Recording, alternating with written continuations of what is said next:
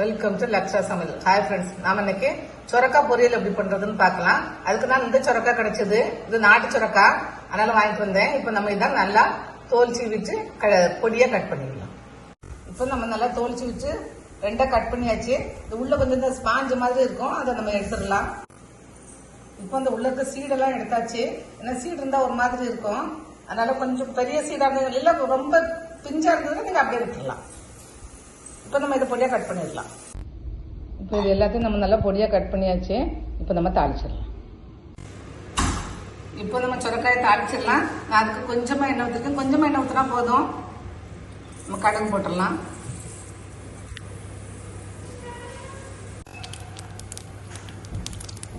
கடுகு பொரிய ஆரம்பிக்கும்போது கொஞ்சமா உளுத்தம் பருப்பு சேர்த்துக்கலாம்.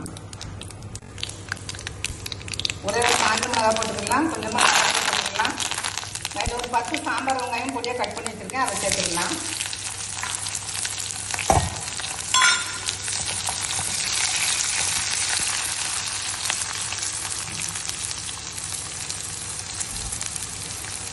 ஒரு 4 பல் பூண்டு தட்டி வச்சிருக்கேன், அதையும் சேர்த்துக்கலாம்.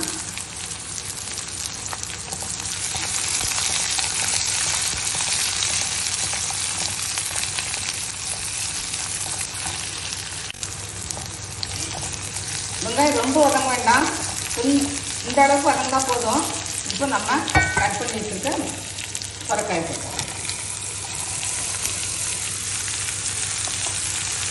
சேர்த்து ஒரு 2 நிமிஷம் நல்லா கலந்து விட்டுடலாம். அது வந்து தண்ணி வரும், அதுக்கப்புறம் நம்ம தண்ணி சேர்த்தா போதும்.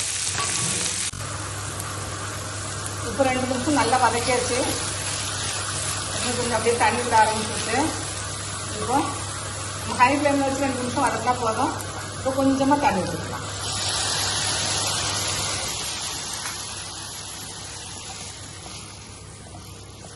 தண்ணி ஊற்றி தீயை கொஞ்சம் கம்மி பண்ணிக்கோங்க, மீடியம் ஃப்ளேம்ல இருக்கட்டும்.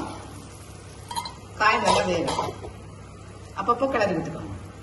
இப்போ நம்ம பொரியலுக்கு ஒரு பொடி ரெடி பண்ணிடலாம். அதுக்கு நம்ம ஒரு 3 காஞ்ச மிளகாயை வெறுங்கடாயில சும்மா லைட்டா ரோஸ்ட் பண்ணா போதும். அவ்வளோதான், ரொம்ப தீய வறுக்க வேண்டாம், லேசாக ஃப்ரை பண்ணால் போதும். இப்போ நம்ம ஆஃப் பண்ணிடலாம். இப்போ வந்து அந்த மிளகாயை மிக்ஸி கப்பில் சேர்த்துடலாம். இந்த அளவுக்கு வேர்க்கடலை எடுத்துருக்கேன், இதையும் நம்ம இப்படி சேர்த்துட்டு கொஞ்சம் குறகுறப்பாக அரைச்சிக்கலாம். குறகுறப்பாக அரைச்சா போதும். இந்த மாதிரி குறகுறன்னு அரைச்சா போதும். இங்கே விப்பரில் போட்டால் போதும். அதில் போட்டால் நம்ம எண்ணெய் வதக்கின மாதிரி ஆயிரும். விப்பரில் போட்டு ஒரு 4 சுத்து சுத்துங்க.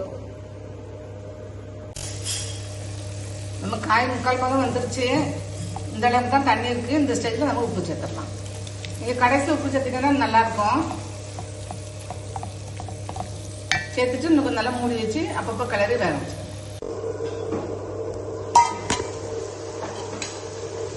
இப்போ நம்ம காய் நல்லா வந்துருச்சு. தண்ணியெல்லாம் நல்லா கரைஞ்சி நல்லா வந்துருச்சு. உப்பெல்லாம் நல்லா கரெக்டாக இருக்கு. இந்த ஸ்டேஜில் நம்ம அரைச்சி வச்சா பொடி சேர்த்துக்கலாம். சேர்த்துட்டு உங்களுக்கு இஷ்டம்னா கொஞ்சமாக தேங்காயும் சேர்த்துக்கோங்க. நான் தேங்காய் சேர்ப்பேன், தேங்காய் சேர்த்தா இன்னும் நல்லா இருக்கும்ட்டு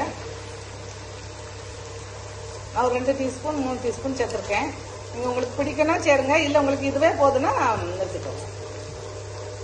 நல்லா கிளறி எடுத்துட்டு ஆஃப் பண்ணிடுங்க, அவ்வளோதான். அதுக்கு மேலே நம்ம ரொம்ப போட வேண்டாம். பொடி சேர்த்த பிறகு நம்ம ஆஃப் பண்ணிச்சு கிளறினாலே போதும். நீங்க தேங்காய் பிடிக்குன்னா போட்டுக்கோங்க, இல்லாட்டி தேங்காய் போட்டா இன்னும் நல்லா இருக்கும். செஞ்சு பாருங்க, நல்லா இருக்கும். தேங்க்ஸ் ஃபார் வாட்சிங். வெயிலுக்கு இது ரொம்ப நல்லது.